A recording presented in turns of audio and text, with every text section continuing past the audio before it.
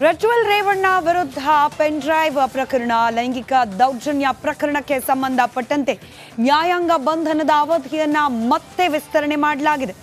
ಪರಪ್ಪನ ಅಗ್ರಹಾರ ಜೈಲು ಪಾಲಾಗಿದ್ದಾರೆ ಸಹೋದರರು. ಇನ್ಫ್ಯಾಕ್ಟ್ ಸೂರಜ್ ರೇವಣ್ಣ, ಪ್ರಜ್ವಲ್ ರೇವಣ್ಣ ಇಬ್ಬರೂ ಕೂಡ ಪ್ರತ್ಯೇಕ ಲೈಂಗಿಕ ದೌರ್ಜನ್ಯ ಪ್ರಕರಣದಲ್ಲಿ ತನಿಖೆಯನ್ನ ಎದುರಿಸ್ತಾ ಇದ್ದಾರೆ.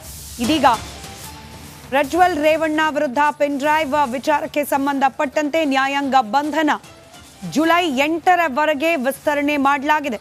ಪ್ರಜ್ವಲ್ ರೇವಣ್ಣ ವಿರುದ್ಧ ದೂರು ನೀಡಿದ್ರು ಸಂತ್ರಸ್ತೆ. ಲೈಂಗಿಕವಾಗಿ ಬಳಸಿಕೊಂಡು ವಿಡಿಯೋ ಹರಿಬಿಟ್ಟಿದ್ದ ಕೇಸ್ ಇದು. ಪ್ರಜ್ವಲ್ರನ್ನ ವಶಕ್ಕೆ ಪಡೆದುಕೊಂಡಿತ್ತು ಎಸ್ಐಟಿ ಟೀಮ್.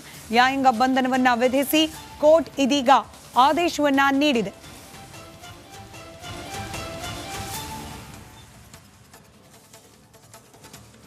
ಜುಲೈ 8ರವರೆಗೆ ನ್ಯಾಯಾಂಗ ಬಂಧನವನ್ನ ವಿಧಿಸಿದೆ ಕೋರ್ಟ್. ಪ್ರಜ್ವಲ್ ವಿರುದ್ಧ ಸಂತ್ರಸ್ತೆ ಲೈಂಗಿಕ ದೌರ್ಜನ್ಯ, ಅದರ ಜೊತೆಯಲ್ಲೇ ತನ್ನ ವಿಡಿಯೋವನ್ನ ಮಾಡಿ ಹರಿಬಿಟ್ಟ ಆರೋಪವನ್ನ ಮಾಡಿದ್ರು. ಇದೇ ವಿಚಾರಕ್ಕೆ ಸಂಬಂಧಪಟ್ಟಂತೆ ಕೋರ್ಟ್ ಇವತ್ತು ನ್ಯಾಯಾಂಗ ಬಂಧನವನ್ನ ವಿಧಿಸಿ ಆದೇಶವನ್ನ ಹೊರಡಿಸಿದೆ. ಜುಲೈ 8ರವರೆಗೆ ಪ್ರಜ್ವಲ್ ನ್ಯಾಯಾಂಗ ಬಂಧನ, ಕೋರ್ಟ್ನ ಹೊಸ ಆದೇಶ ಇದು. ಸಂತ್ರಸ್ತೆ ನೀಡಿದ್ದ ದೂರಿನ ಆಧಾರದ ಮೇಲೆ ತನಿಖಾಧಿಕಾರಿಗಳು ಪ್ರಜ್ವಲ್ ರೇವಣ್ಣ ಅವರ ವಿಚಾರಣೆಯನ್ನ ನಡೆಸಿದ್ದಾರೆ. ಸದ್ಯಕ್ಕೆ ನ್ಯಾಯಾಂಗ ಬಂಧನ ಜುಲೈ 8ರ ತನಕ. ಮತ್ತಷ್ಟು ಡೀಟೇಲ್ಸ್ ನಮ್ಮ ಪ್ರತಿನಿಧಿ ಅಜಯ್ ನೀಡ್ತಾ ಹೋಗ್ತಾರೆ. ಅಜಯ್, ಜುಲೈ 8ರವರೆಗೆ ನ್ಯಾಯಾಂಗ ಬಂಧನ, ಮತ್ತಷ್ಟು ಡೀಟೇಲ್ಸ್ ಹಂಚ್ಕೊಳ್ಳೋದಾದ್ರೆ.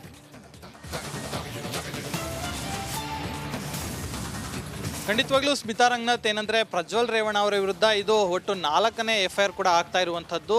ಅದು ಹೊಳೆ ನರಸೀಪುರನ್ನು ಬಿಟ್ಟು ಇಲ್ಲಿ ಈಗಾಗಲೇ CID ಯಲ್ಲೇ ಒಂದು 4ನೇ FIR ಅಂತಾನೆ ಹೇಳ್ಬೋದು. ಅಂದ್ರೆ ಅವರು ಕೂಡ ಏನು ನ್ಯಾಯಾಂಗ ಬಂಧನದಲ್ಲಿದ್ರು. ಆನಂತರ ಈ ಒಂದು FIR ಕೂಡ ಲಾಡ್ಜ್ ಆಗುತ್ತೆ. ಆ ತಕ್ಷಣ SIT ಪೊಲೀಸರು ಮತ್ತೊಂದು ಟೀಮನ್ನು ಫಾರ್ಮೇಷನ್ ಮಾಡಿ ಆನಂತರ ಬಾಡಿ ವಾರೆಂಟ್ ಮೇಲೆ ಅವ್ರನ್ನ ಕರ್ಕೊಬಂದು ಈಗ ವಿಚಾರಣೆಯನ್ನು ಸಹ ಮಾಡಿರುವಂಥದ್ದು. ಕಳೆದ 4-5 ದಿನಗಳಿಂದ ಅವರನ್ನ ವಿಚಾರಣೆ ಮಾಡಿದ್ದಾರೆ ಈ ಒಂದು ಕೇಸ್ನಲ್ಲಿ. ಅದರಲ್ಲಿ ಕ್ಲಿಯರ್ ಕಟ್ ಆಗಿ ಸಂತ್ರಸ್ತೆಯನ್ನು ಮೆನ್ಷನ್ ಮಾಡಿರುವಂಥದ್ದು. ಇವರಿಗೆ ನನ್ನ ಜೊತೆ ಏನು ಸಹಾಯ ಕೇಳಕ್ ಹೋಗಿದೆ, ಆ ಸಂದರ್ಭದಲ್ಲಿ ನನ್ನನ್ನು ಬಳಸ್ಕೊಂಡಿದ್ದಾರೆ, ಮತ್ತೆ ಬೇರೆ ರೀತಿಯಾಗಿ ಅಸಭ್ಯವಾಗಿ ಬಳಸ್ಕೊಂಡಿದ್ದಾರೆ. ಅದನ್ನ ವಿಡಿಯೋ ರೆಕಾರ್ಡ್ ಮಾಡಿದ್ದಾರೆ, ಸ್ಕ್ರೀನ್ ಶಾಟ್ಗಳನ್ನ ತಗೊಂಡಿದ್ದಾರೆ. ಆ ನಂತರ ಅದನ್ನ ಬೇರೆಯವರಿಗೆ ಕಳಿಸ್ತೀನಿ ಅಂತ ಹೇಳಿ ಹೆದರಿಸಿದ್ದಾರೆ ಅಂತ ಹೇಳಿ ಕೂಡ ಕ್ಲಿಯರ್ ಕಟ್ ಆಗಿ ಮೆನ್ಷನ್ ಮಾಡಿದ್ದಾರೆ. ಇದರಲ್ಲಿ ಪ್ರಜ್ವಲ್ ರೇವಣ್ಣ ಅಷ್ಟೇ ಅಲ್ಲದೆ ಇನ್ನು ಪ್ರೀತಮ್ ಗೌಡ ಅವರು ಕೂಡ ಇದರಲ್ಲಿ ಆರೋಪಿಯನ್ನಾಗಿ ಕೂಡ SIT ಮಾಡಿರುವಂಥದ್ದು. ಮಹಿಳೆ ಕೊಟ್ಟಂತಹ ಒಂದು ದೂರಿನ ಮೇರೆಗೆ ಈಗಾಗಲೇ ಆ ಒಂದು ವಿಚಾರವಾಗಿ ಈಗಾಗಲೇ ಪ್ರಜ್ವಲ್ ರೇವಣ್ಣ ಅವರು SIT ಅಧಿಕಾರಿಗಳು ಈಗಾಗಲೇ ಏನು ಕೋರ್ಟ್ ಮುಂದೆ ಹಾಜರುಪಡಿಸಿದ್ರು. ಕೋರ್ಟ್ ಕೂಡ ಎಲ್ಲ ವಿಚಾರಗಳನ್ನು ಕೂಡ ಆಲಿಸಿ ರಿಮ್ಯಾಂಡ್ ಕಾಪಿಯಲ್ಲಿರುವಂಥ ಅಂಶವನ್ನು ಕೇಳಿ ಈಗಾಗಲೇ ಜುಲೈ 8ರವರೆಗೂ ಕೂಡ ಈಗಾಗಲೇ ನ್ಯಾಯಾಂಗ ಬಂಧನಕ್ಕೂ ಕೂಡ ನೀಡಿ ಆದೇಶವನ್ನು ಕೊಟ್ಟಿರುವಂಥದ್ದು. ಇನ್ನು ಈ ಕೇಸ್ನಲ್ಲಿ ಇನ್ನೂ ಸಾಕಷ್ಟು ವಿಚಾರಗಳು ಕೂಡ ಆಗ್ತಾ ಇರುವಂಥದ್ದು. ಅದರಲ್ಲೂ ಕೂಡ ಪ್ರೀತಮ್ ಗೌಡ ಅವರು ಏನಿದ್ದಾರೆ ಅವರನ್ನು ಕೂಡ SIT ಈಗಾಗಲೇ ಅವರನ್ನು ಬರಬೇಕಾಗೂ ಕೂಡ ಕಾಯ್ತಾ ಇದೆ ಅಂತಾನೆ ಹೇಳ್ಬೋದು. ಯಾಕಂದ್ರೆ ಅವರು ಈ ಒಂದು ವಿಚಾರದಲ್ಲಿ ಪಾತ್ರ ಇದೆ, ಮತ್ತೆ ಆ ವಿಡಿಯೋಗಳನ್ನ ಫೋಟೋಗಳನ್ನ ಹಂಚಿದ್ದಾರೆ ಅನ್ನೋ ಒಂದು ಆರೋಪ ಅವ್ರ ಮೇಲೆ ಇರುವಂತದ್ದು. ಸೊ ಹೀಗಾಗಿ ಅವರು ಕೂಡ ಬಂದು SIT ಮುಂದೆ ಹಾಜರಾಗುವಂತ ಎಲ್ಲ ಸಾಧ್ಯತೆಗಳು ಕೂಡ ಇರುವಂತದ್ದು. ಸ್ಮಿತಾ ರಂಗನಾಥ್. ರೈಟ್, ಧನ್ಯವಾದ ಅಜಯ್ ಮಾಹಿತಿಗಾಗಿ.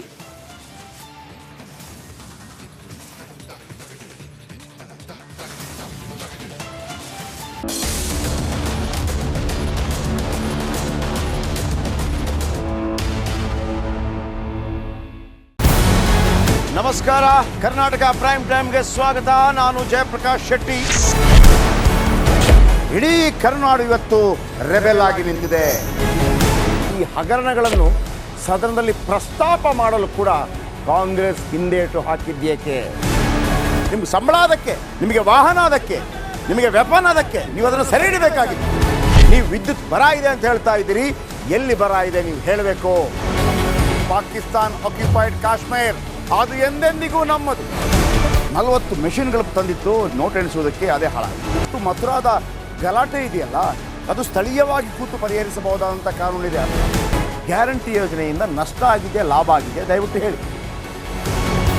Dawood Ibrahim most wanted criminal ಯಾವಾಗಾದ ಅಂದರೆ ಇಲ್ಲಿ ತನಕ ಭಾರತ ದೇಶದಲ್ಲಿ ಓರ್ವ ದಲಿತ ಪ್ರಧಾನಿ ಆದಂಥ ಇತಿಹಾಸವೇ ಇಲ್ಲ. ರಿಪಬ್ಲಿಕ್ ವರ್ಲ್ಡ್ ಆಪ್ ಇದು ಕೇವಲ ಅಪ್ಲಿಕೇಶನ್ ಅಲ್ಲ, ಸಮಗ್ರ ಸುದ್ದಿಗಳ ಸಂಪರ್ಕ ಮಾರ್ಗಕ್ಕೆ ಕ್ರಾಂತಿಕಾರಿ ಬದಲಾವಣೆ. ರಿಪಬ್ಲಿಕ್ ವರ್ಲ್ಡ್ ಆಪ್ ಕೇವಲ ಸುದ್ದಿ ಅಪ್ಲಿಕೇಶನ್ ಅನ್ನ ಪರಿಚಯ ಮಾಡ್ತಾ ಇಲ್ಲ, ಬದಲಾಗಿ ಡಿಜಿಟಲ್ ಸುದ್ದಿ ಬಳಕೆಯ ಹೊಸ ಯುಗಕ್ಕೆ ನಾಂದಿ ಹಾಡ್ತಾ ಇದೆ. ಇದೊಂದು ಬ್ರೇಕಿಂಗ್ ನ್ಯೂಸ್, ಪ್ರಭಾವಶಾಲಿ ಕಾರ್ಯಕ್ರಮಗಳಿಗೆ ಗಟ್ಟಿಯಾದ ವೇದಿಕೆ. ರಿಪಬ್ಲಿಕ್ ವರ್ಡ್ ಅಪ್ಲಿಕೇಶನ್ ಈಗ ಲೈವ್ ಆಗಿದೆ. ಗೂಗಲ್ ಪ್ಲೇಸ್ಟೋರ್ ಮತ್ತು ಆಪಲ್ ಆಪ್ ಸ್ಟೋರ್ ಎರಡರಲ್ಲೂ ಲಭ್ಯವಿದೆ. ಈಗಲೇ ಡೌನ್ಲೋಡ್ ಮಾಡಿ.